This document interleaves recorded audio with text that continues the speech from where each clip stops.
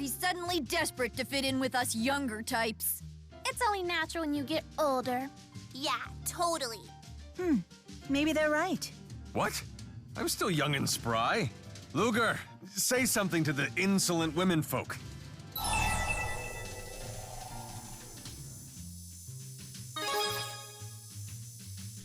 That joke's older than Rowan, you know. Maybe you're the one who's pushing middle age. Ah, Rollo. Only you and I understand the pain of male adulthood.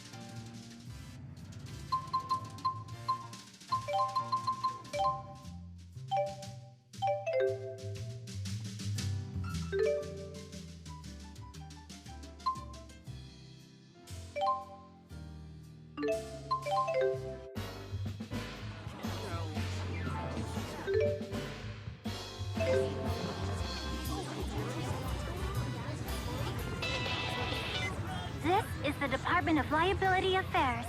We've detected an outstanding debt on your account. I've sent an invoice. Please take care of it. Ha! What do you think? Did I sound like Vera? Dead-on impersonation, right?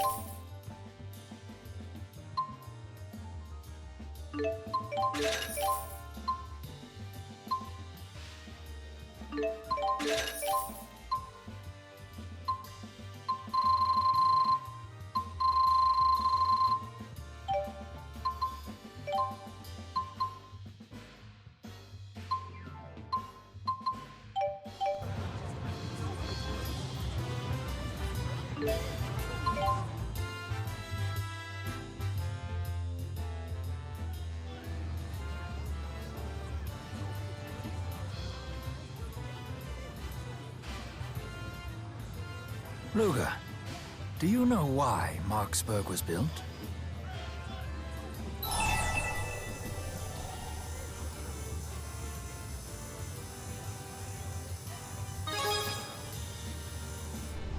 Correct. Just a year ago, this area was part of the schism between the two nations. The city's construction marked the first collaborative effort between the two. It heralded their shared future. You could say that Marksburg is the beginning of a new era of international relations. What are you talking about?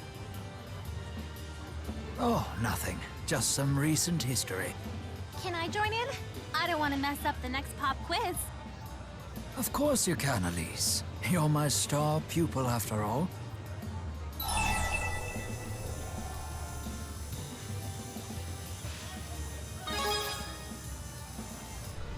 Oh, I wouldn't presume to call myself that. I'm simply trying to ensure the young miss doesn't fall behind. Rowan is always giving us pop quizzes. What's our next quiz question, Mr. Ilbert? I bet it's about recent Olympia's history. Fine, then. Here's your question. Who uttered the famous quote that begins with, "May joys from afar beget joys close to the hearth"? It's a saying that has made a deep impression on me. DODA here. We've detected a new fractured dimension. The rift is in Marksburg. Please check the coordinates. More work, perhaps? Can you handle this yourself? The relationship between the nations would be the least of our concerns if we ignored the fractured dimensions. I couldn't study anymore either. Very well, then. Ludger, we will be accompanying you. We'll show him what Rhizamaxians are made of. Hey, how'd you like it if I tugged your head? It doesn't hurt. You're just her talking dummy. I am not a dummy, dummy!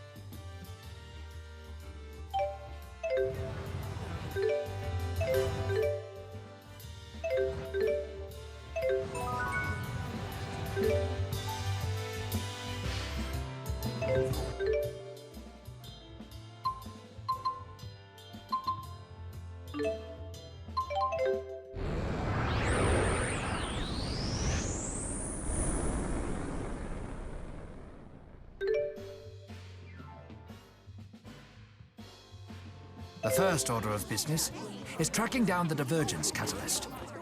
Let's go.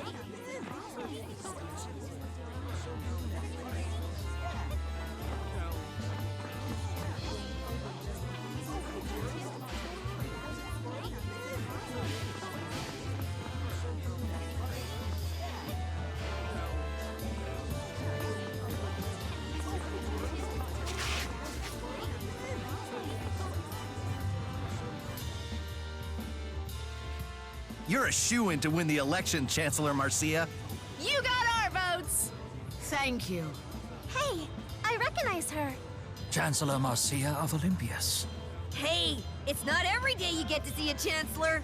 She seems to be a politician in this dimension as well. It's an honor to meet you, Chancellor.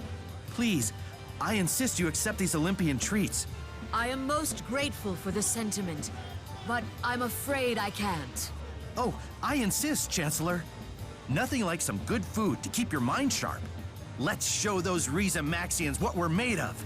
Here, here! It's time to let them know who's really on top!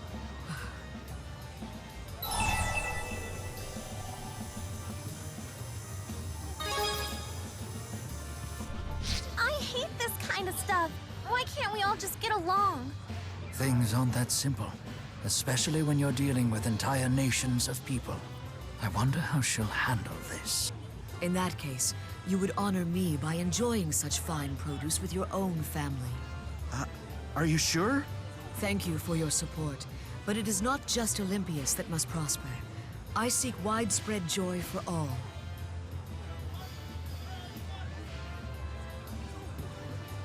Joys begat from misfortunes afar bring the brittlest of blessings. Widespread joy is a greater joy for all. May joys from afar beget joys close to the hearth, and carry those joys far afield. For the act of spreading joy is the greatest joy of all. What? Oh, it just came to me who said that. It was Bradbury, the famous Olympian philosopher. I'm right? Correct. Very well done, Elise. You don't find Bradbury to be too much of a bleeding heart? Oh, very much so. But maintaining compassion in a harsh world may be the ultimate test of fortitude. Incidentally, The Science of Happiness is my favorite of Bradbury's works. Ah, yes. The source of that quote. What's that, Sonny? How'd your fill of philosophical debate today? What a cute kitty. He's my dearest friend. Come, Sonny. Let's go home. It was an honor to speak with you. Ludger, did you see that? Apparently, Chancellor Marcia's dearest friend is the divergence catalyst in this dimension. After that kitty! They may be bound for a train. Let's follow them to the station.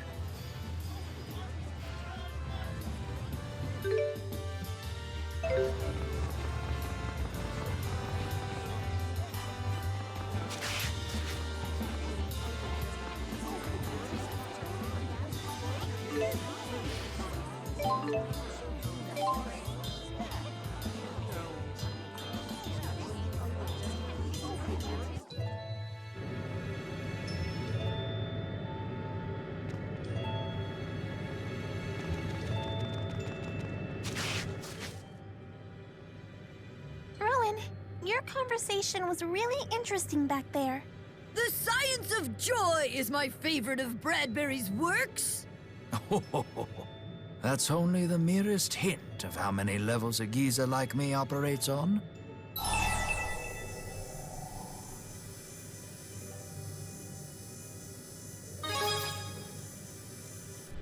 I was trying to tell her that I hold a similar philosophy.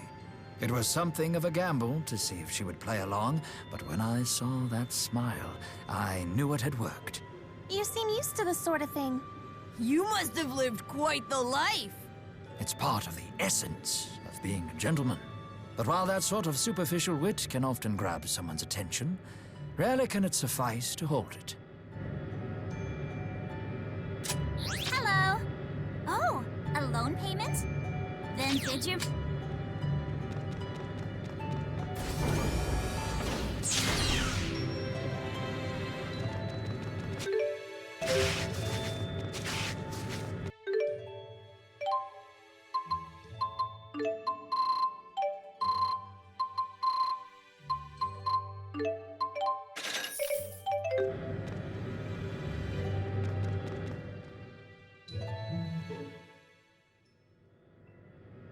And after he heard my paraphrasing, he followed up with the exact Bradbury quote.